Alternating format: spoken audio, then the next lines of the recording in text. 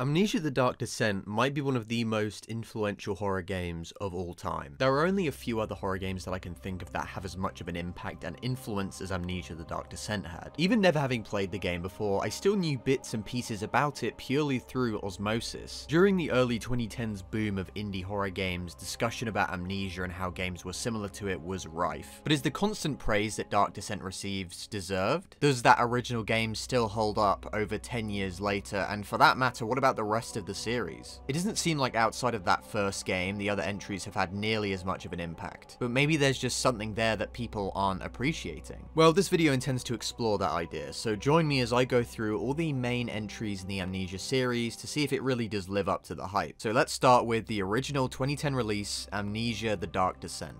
You play as Daniel, a man who finds himself stumbling through the halls of a medieval castle with no recollection of how he got there or who he even really is, hence the name of the game. You then find a note written by your past self urging you to kill the Baron of the castle, Alexander. From then on out, you make a dark descent into gothic locations, avoid monsters, solve puzzles, and manage your resources and keep your sanity high. I think as an initial hook, this idea is awesome. Reading a letter from your past self telling you to kill a man with no context whatsoever is such an interesting and great way to open a game, or any kind of mystery story. It really makes you think about what you would do if you were in that situation, because is that note even from your past self, or somebody else pretending to be your past self? And even if it is your past self, you don't really know you yet. So who's to say that this isn't some kind of trick, or if they're gonna make you kill somebody who doesn't deserve it. So yeah, a great opening hook, but before I talk about the story more, I'm gonna first start talking about the gameplay. Fairly recently on the channel, I covered the Outlast series, another horror franchise where fighting isn't an option, and I sort of presumed that Amnesia would play in a similar way. But it really is quite different. If Outlast is like a cheapo slasher movie from the 80s, then I'd say Amnesia is like a classic black and white horror film from the 40s. Slow and atmospheric, and certainly shows its age in places, but has ultimately aged really well. All I knew about Amnesia gameplay wise was the lantern and insanity mechanic, which I'll explain quickly if you're unfamiliar. The lantern is your main source of light throughout the game, but runs on oil, meaning if you run out of oil, you'll no longer be able to use it, which wouldn't be too big of a deal if it weren't for the insanity mechanic. The insanity system works like this. When staying in the dark for too long or witnessing a disturbing event, your sanity will decrease, which leads to your vision being distorted, audio hallucinations, and certain changes in the look of the environment, such as paintings becoming disturbing and twisted. You can recover sanity either by retreating into the light or by making progress in the game by completing puzzles or reaching certain parts of the story. In hard mode, it actually kills you if you're insane for too long, but even in the normal difficulty mode where it isn't fatal, I still think it's a really great and tense mechanic. It means that even in areas where there are no enemies, there's still something to watch out for. I think they could have potentially pushed it a little bit further, like maybe some more visual hallucinations, like seeing figures in the distance or peeking around corners, but as it is, it still works super well, and I think it was pretty fair for the most part. I didn't find myself losing sanity for absolutely no reason. It always felt logical when I would lose sanity and when I would gain it. You also have tinderboxes which can be used to light up torches and candles. I really love this system as well, because it makes you think about what you should prioritize, and acts almost like the same as ammo types in other games. You start thinking about whether you should use tinderboxes in certain areas in case you come back, or if you think you can get through an area quick enough to where you might want to save your tinderboxes and just go with the lantern. It's a great way to adapt survival horror gameplay into a game with no combat, whilst keeping that resource management element core to the genre intact. What really surprised me though was just how interactable the environments are, and how you can pick up, stack, and throw a surprising amount of objects. It's super fun to mess around with, and it really isn't too glitchy or clunky, making a lot of the times when you have to stack something up or throw an object not a complete chore to perform. You also have a full-on inventory system which allows you to combine or use items, view collected notes, and check on your health and sanity. I know that doesn't seem like much, but straight on from playing Outlast, I was surprised by how much mechanically similar Amnesia was to a lot of other survival horror games, despite its lack of combat. The game is also a lot more puzzlier than I was expecting, if that's even a word, with there being a lot less enemy encounters overall than I was expecting. The puzzles for the most part though are pretty decent, and I found them to be mostly fair and logical. Although I think from the Cistern onwards they got a little bit hit and miss, but but overall still not too much of a problem. A part of me wishes there was more of a 50-50 split between puzzles and monster encounters, because as it is, I'd say it's more 70-30, but even with less monster encounters and more slower sections, I never really found myself getting bored, and I think that's partly because of the atmosphere of these locations. I feel like straight up medieval castles are oddly not really explored too much in horror games. Outside of Resident Evil 4 and Haunting Ground, you usually get a mansion or a secret lab, but straight up medieval castles tend to be a little bit rarer. And I honestly think that's a massive shame, because castles are so ripe for horror set pieces, and I think Amnesia does a good job of taking advantage of its setting. When I'm wandering down these dark, dingy corridors, I'm reminded of those classic monster films from the 1930s and 40s, which almost always took place in these abandoned gothic castles. The game has that same classic vibe, and in many ways feels like a homage to the foggy castles and archaic cathedrals of that era of horror filmmaking. I enjoyed combing through every nook and cranny of the environments, and just immersing myself in this world and its atmosphere. Although the game does lean more into puzzles like previously discussed, when it wants to be scary, it's pretty damn scary. The combination of the insanity mechanic, the sound design, the darkness, and the locations creates a perfect cocktail for really great, tense encounters. The designs of the monsters are also perfectly grotesque, and so unique on top of that. These aren't your standard zombie-esque designs, they're genuinely creepy and unnerving, and unlike anything else among its contemporaries. The brute's weird, flower-shaped cabbage head with rows of teeth is just perfect, and the grunt's grotesque folds of skin, piercing, misshapen eyes, and its disfigured bloody jaw are truly worthy of being as iconic as they are in terms of horror designs. The added mechanic of not being able to look at the monsters or your sanity will decrease also adds a ton to these moments. And it makes me wish that the game leaned more into these encounters, and that overall there was more of a balance between these monster encounters and puzzles. Because as is, the game only really spawns these monsters when you've picked up an important item or entered a specific room. The monsters will even despawn sometimes if you successfully hide from them once, which granted is helpful when you need to backtrack quickly for a certain item, but does impact the horror and tension because you know for the most part when you're safe. It's probably why for me the prison block section was my favorite part of the game. I don't know if this was actually the case, but it felt the most packed with monsters, and the atmosphere was super creepy and unsettling. But like I said before, it really isn't too big of a problem. The game's locations are immersive enough and the story is interesting enough to where I don't mind that the game wasn't as tense overall as some other horror games. But what about the story? How much further does it elevate the experience as a whole? Well, similarly to how I compared the atmosphere to that of a classic early horror film, I'd say that the story also reflects that comparison in many ways, and has the vibe of a classic universal horror film like Frankenstein or The Mummy. Essentially, the story plays out like this. Spoilers, by the way. Daniel, no last name, was a British archaeologist who one day whilst excavating a tomb in Algeria came across a mysterious orb deep within the caverns. Upon taking the orb back to England, he noticed that bad fortune began to follow him. People he talked to ended up dying not soon after he spoke to them, and an overwhelming sense of paranoia overtook him. Desperate for answers and becoming more obsessed with the orb as every day passed, Daniel managed to reach out to Alexander of Brennenburg, who also found himself interested in the mystery of the orb. Upon sailing to Brennenburg, Daniel and Alexander began to discuss what to do. With Alexander seemingly being knowledgeable about the orb, an exhausted and desperate Daniel began to follow his lead blindly, even when Alexander began suggesting more unorthodox methods on how to stop the orb from tormenting him. The most unorthodox of these ideas was that Alexander believed that human suffering was key in controlling the orb's power, and that the act of torturing and murdering people was almost like a sacrificial offering and a way of controlling the orb's power. Alexander and Daniel would then go on to engage in increasingly brutal and sadistic torture, with Alexander justifying their actions by claiming that everyone who was being tortured was a convicted criminal. The two had even made an elixir that induced amnesia. This was done so that the torture was as excruciating and as fresh as possible, with no chance that the victims would get used to the pain. Daniel fell so far into his obsession that he began engaging with and enjoying the torture, even going so far as to actively engage with the kidnapping of a family that lived near the outskirts of the castle. This would, however, prove to be Daniel's breaking point, as when the daughter of the family managed to escape her cell, Daniel followed her and as she begged for mercy, stabbed her to death. This last act of evil finally broke Daniel, and he was suddenly flooded with a wave of guilt and disgust. From that point onward, Daniel swore to end this all once and for all. But feeling that in his current state he was unable to do what was necessary, he wrote himself instructions and then gave himself the very elixir that induced amnesia in his torture victims. We then went on to experience his journey as he slowly uncovered the truth before finally confronting Alexander. Alexander has seemingly managed to unlock the powers of the orb, as we see him floating in the air blue and naked naked Dr. Manhattan style. Alexander explains that he wants the power of the orb in order to travel to different worlds and find his real home. From here on out, you have 3 ways you can go about things. 1, you can disrupt the ritual and stop Alexander, which leads to you being spared and walking away unharmed. 2, you can do nothing and you get sucked into the portal and end up in basically hell forever. Or 3, you can perform a complicated side quest for this one character Agrippa by freeing him from his curse by gathering ingredients for a potion, and then after doing that you must also cut off his head and take it with you to the final chamber. Upon arriving, don't immediately disrupt the ritual and instead wait for the portal to open and then use Agrippa's head on the portal in order to free his soul. You end up in hell for doing this, but Agrippa puts in a good word for you, so there's a chance you might get out. I got ending 1, but that's just because ending 3 is so complicated. Like, I did get him the potion and shit, but I didn't think to cut off his head and take it with me. And if I'm being honest, even if I had done that, I probably would have just disrupted the ritual anyway, because I would have just assumed there was no other option. Overall though, I do really like the story. I had originally thought that there was going to be a twist that Daniel was the main bad guy and that Alexander was more of a pawn than the main driving force, but I still like how they were both characterized regardless. The voice acting adds so much to their characters and the writing is very solid overall, but I am a little bit mixed on the orb itself. Not in concept, but I just find the word orb kind of goofy. Like, it sounds funny when you say it out loud, and maybe a cube or triangle would have been better, but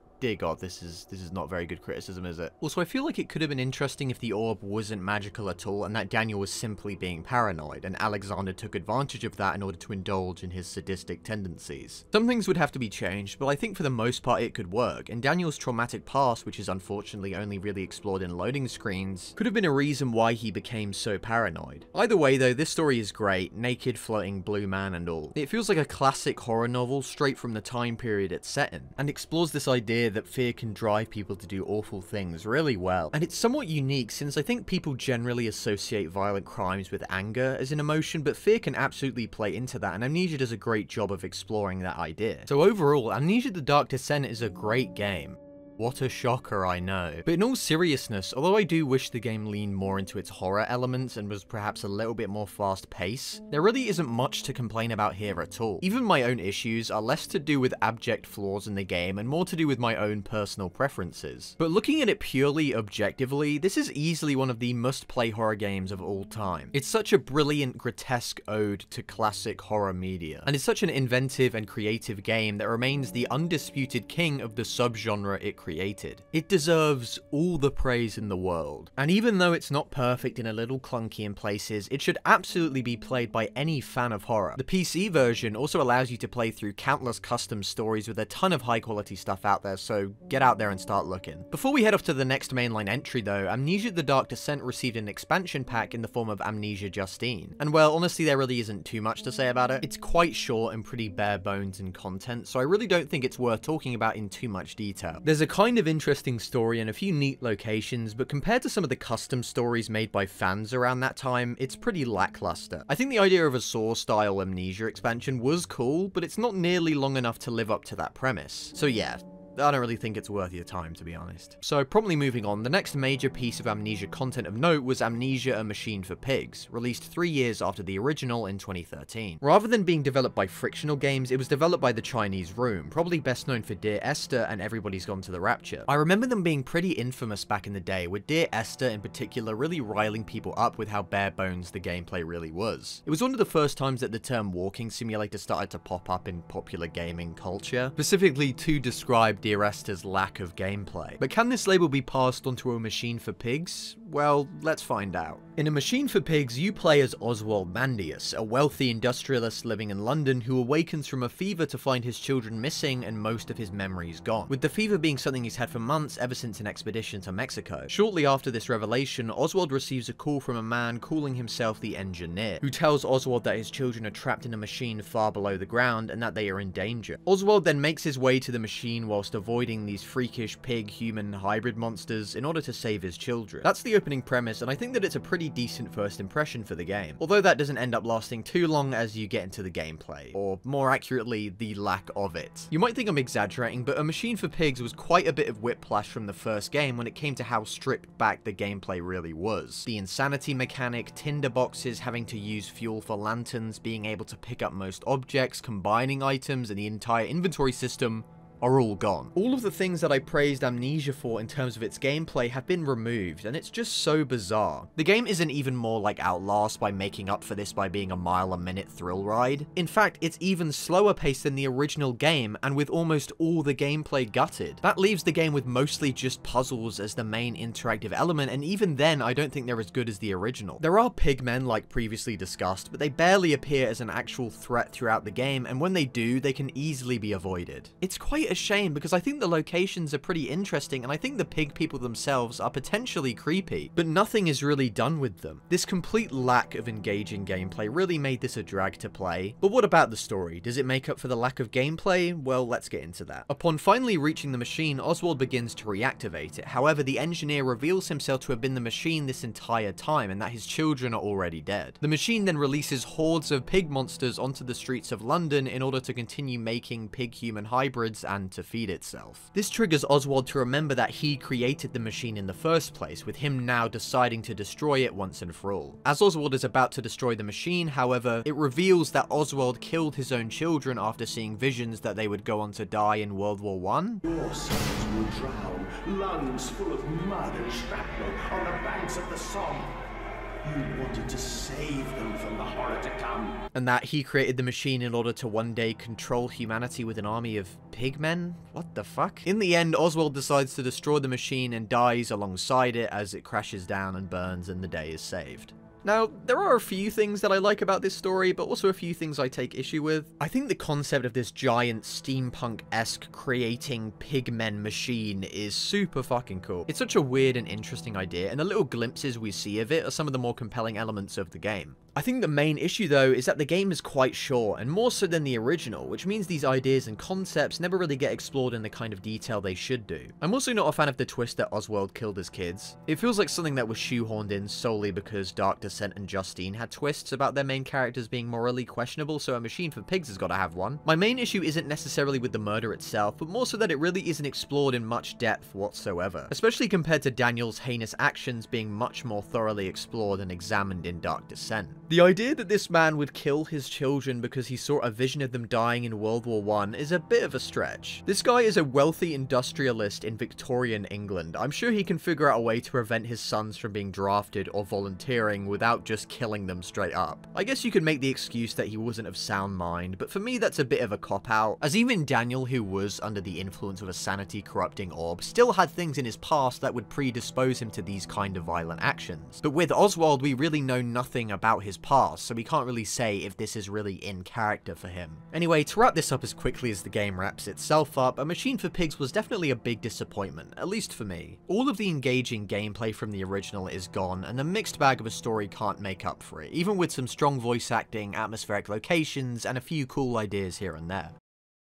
So after that disappointing entry in the series, another Amnesia game wouldn't come out until 2020, this time developed by Frictional Games once again. Amnesia Rebirth follows the perspective of Tassie Trianon, sorry if I fucked up that name, who travels to Algeria with her husband Salim and some companions on an expedition. Their plane crashes, however, and Tassie awakens sometime later to find everyone else missing. The game then follows her as she tries to find out what happened to her companions, as well as her journey as she begins to discover a whole new alien world. There is a lot to unpack when it comes to the story, so I'll just start with the gameplay. I was immediately glad to see that Rebirth returns to the Amnesia style gameplay I enjoyed from the first one, albeit with some modifications. Rather than tinderboxes, for instance, you instead have individual matches which function a little bit differently. Unlike tinderboxes which could only light one object at a time, matches can light multiple objects so long as the flame remains lit, with the flame dwindling at different speeds depending on how fast you're moving or the conditions of the environment you're in. It's a great alternative to the traditional system, and although I still marginally prefer Dark Descent's implementation of this type of mechanic, Rebirth does a great job of keeping it fresh. Speaking of things that are different but mostly still the same, the fear system. Rather than a sanity system that decreases when you're in the dark or after you witness a certain event, Rebirth has a fear system that increases when you're in the dark or after you witness a certain event. It's mechanically identical pretty much, although unlike Dark Descent, you can actually die if your fear gets raised too much. Regardless of the small differences though, I'm just glad to see it back in some kind of form. The lantern, inventory inventory management, almost total object interaction, and combining items also return, and are really great ways to keep the gameplay engaging. There's also two new major mechanics introduced in Rebirth, the amulet and the pregnancy mechanic. Now, before getting onto the thing that you obviously want to hear about, the amulet mechanic basically just points you in the direction of portals to other worlds and allows you to travel to them. It's pretty situational though, so you aren't going to really be using it too much in regular gameplay. Now, the pregnancy mechanic pops up partway through the game and is a pretty simple but neat inclusion. From time to time, Tazzy will feel the baby kick, and when this happens, she can comfort the baby by talking to it. Doing this will also reduce your fear levels, and I think it's a great little mechanic that effectively builds the bond between Tazzy and the baby. I also really like the locations of Rebirth, and it's quite a departure not just from the Amnesia series, but most horror games in general. The bright and sandy dunes of Algeria during the French occupation is such a cool setting, and although the dark atmosphere of Dark Descent was lost, I think the great visuals and the uniqueness of the locations made up for it. Unlike a Machine for Pigs, which replaced the things it took away with nothing, Rebirth replaces the creepy classic horror vibe of Dark Descent with a bigger focus on story and characters, and I think Rebirth does a fantastic job. The story is emotional, impactful, and so brilliantly acted that it made me actually care about a French person.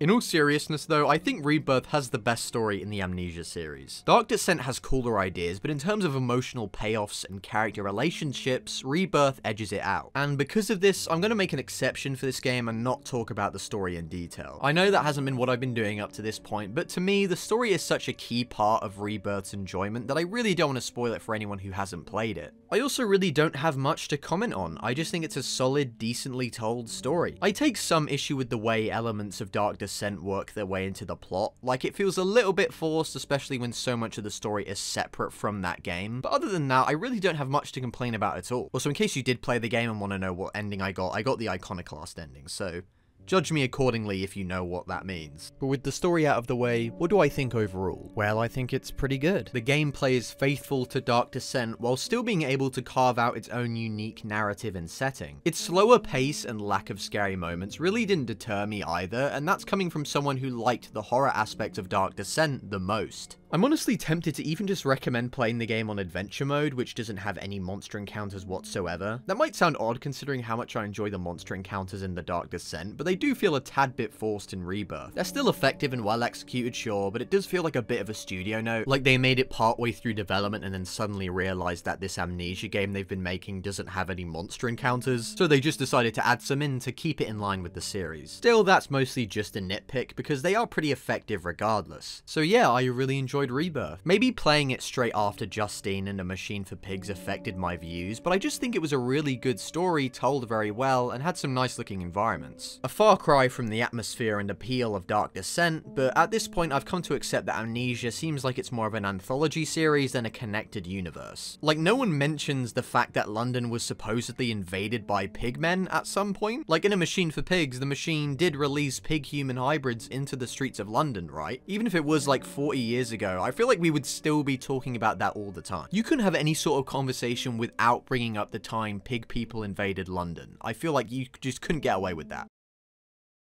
Anyway, next up on our journey is the most recently released Amnesia game as of making this video, Amnesia the Bunker. The positive reception of the Bunker was actually the reason why I made this video, because it got me curious about the Amnesia series as a whole. But does it live up to the praise it's been receiving? Well, let's find out. In Amnesia the Bunker, you play as French soldier Henry Clement during World War I, specifically the year 1916, with Clement being deployed on the Western Front. Whilst attempting to aid his friend, Clement is thrown into a coma by a mortar shell and wakes up in a trench infirmary, only to find that he's trapped inside and that he's the only one left alive. And that's pretty much it. From that point on, the main goal of the game is simply to find your way out by exploring its various rooms and subsections and solving puzzles. It's easily the most bare bones Amnesia game in terms of its story, which is a bit of a shame, but ultimately the gameplay and the setting is really what makes the Bunker special. Despite war being such a common setting in a lot of games, it's exceedingly rare to find a horror game set in the middle of a war. We see a lot of veterans and PTSD due to the effects of war, sure, but but having the horror take place alongside the warfare is pretty rare. World War I in particular is so fitting for the horror genre just because of how horrific its imagery already is. World War II absolutely caused more suffering, and the acts of evil committed during it outweigh World War I tenfold, but at least with World War II you can say that by the end, good prevailed over evil. But World War I doesn't have that same level of closure. The Central Powers really weren't that much worse than the Entente, and rather than the war being spurred on because of this global fight to stop evil,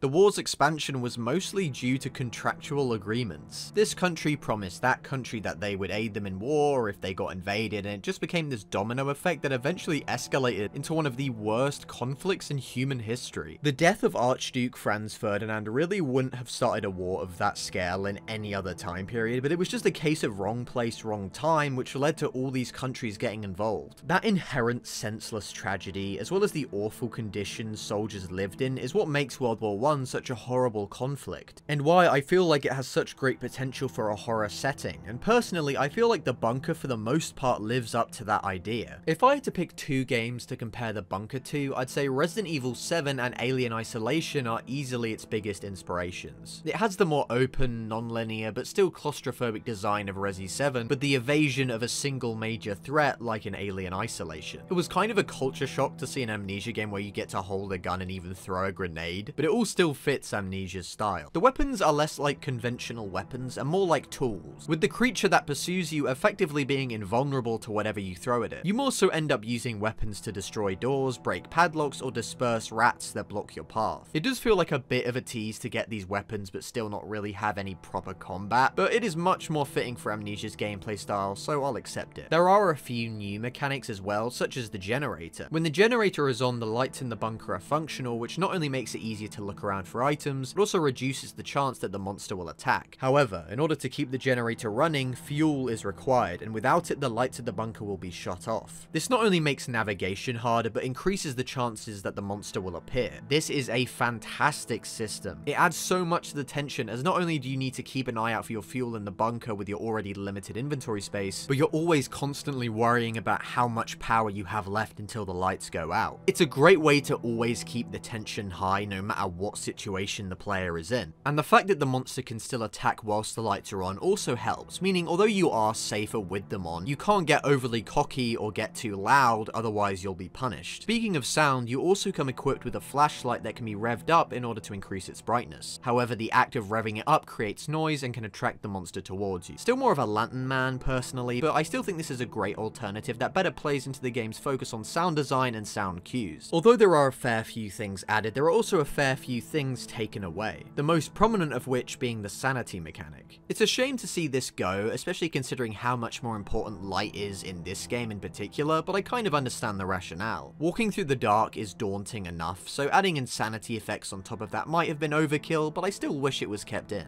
There's also no tinderboxes or matches for lighting lanterns or torches. This kind of makes sense since the bunker is set in a time period where you didn't really have torches kicking about, but I still think either tinderboxes or matches could have been used to light things like candles or lanterns, as those were still very much in use at the time. But enough about that, let's move on to the main event, the monster itself. Functionally, I would say the beast in the bunker is most comparable to the xenomorph in Alien Isolation. It travels through the walls and mostly functions based upon sound. The more sound you make, the more likely it is to spawn in and try to attack you. I don't think the beast is nearly as intelligent or as scary as the xenomorph from Alien Isolation, but it's a pretty solid imitation of that idea, and it did keep the game feeling tense throughout the entire experience. Speaking of the late game though, spoilers by the way, for as much as I enjoyed the change in scenery, I can't help but wondering how fucking confused a first time player would be upon entering the Roman ruins. It makes sense for the most part, like it explains why the beast was there in the first place, but if you're not familiar with Amnesia lore, I imagine all of this was just terribly confusing. It also did kind of feel like an attempt to make this come across more like an Amnesia game, and at this point, a part of me feels like they should just drop the pretense that these are all set in the same universe. Overall though, I really liked the bunker. It scratched that horror itch that I've been missing from Amnesia since the Dark Descent. It's a shame that its story wasn't more interesting, but there really isn't much to complain about here. It's a tightly paced and efficient survival horror game, and I hope future Amnesia games take notes when it comes to this game's more open and non-linear design and its dynamic monster encounters. I can't say I think that it's the definitive World War I horror game I've been waiting for, but it's still a pretty damn good shot at one.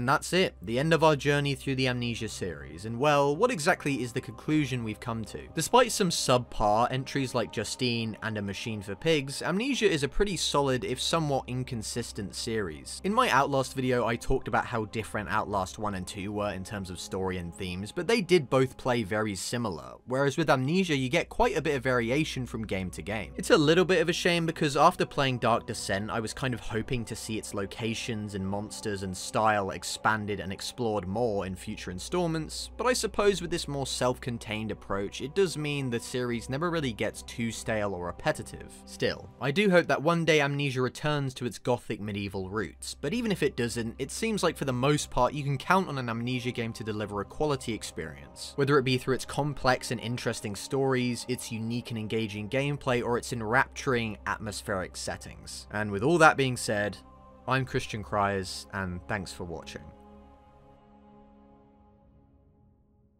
Anyway, yeah, that's the end of the video. Whew, post-video discussion, and thank you so much for watching. I enjoyed playing all these games. I was surprised by how much they differed in terms of the gameplay. I mean, they were still, you know, no combat, sneaky around, puzzle stuff, but I was surprised by how often those mechanics from Dark Descent didn't come back into play later in the series, and how those monsters didn't come back. I was very surprised by that, but not necessarily in a bad way.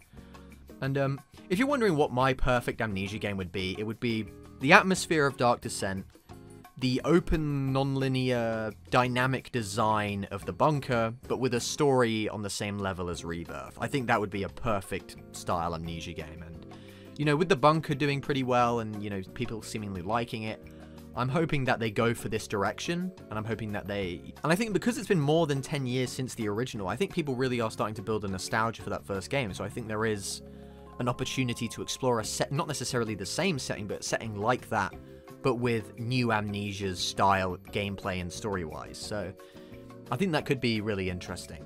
Thank you so much for watching. Up next is something I'm looking forward to doing, which is cancelled games. Now, it's going to be a little bit different from the videos I do here regularly, because obviously I'm not talking about just one game or a few games and like analytical detail or whatever. Not that I'm that fucking detailed, but, you know, going through it all. And it's more talking about like concepts and things. So it's going to be a lot of games talking about cancelled games that I find interesting. But yeah, that should be good. Anyway, thank you so much for watching. Coffee link in the description if you want to send over some money, $1, $2, $3, whatever. And subscribe to the channel for more epic content. And thank you so much for watching all the way to the end. And I will see you in the next video. Bye. Love you.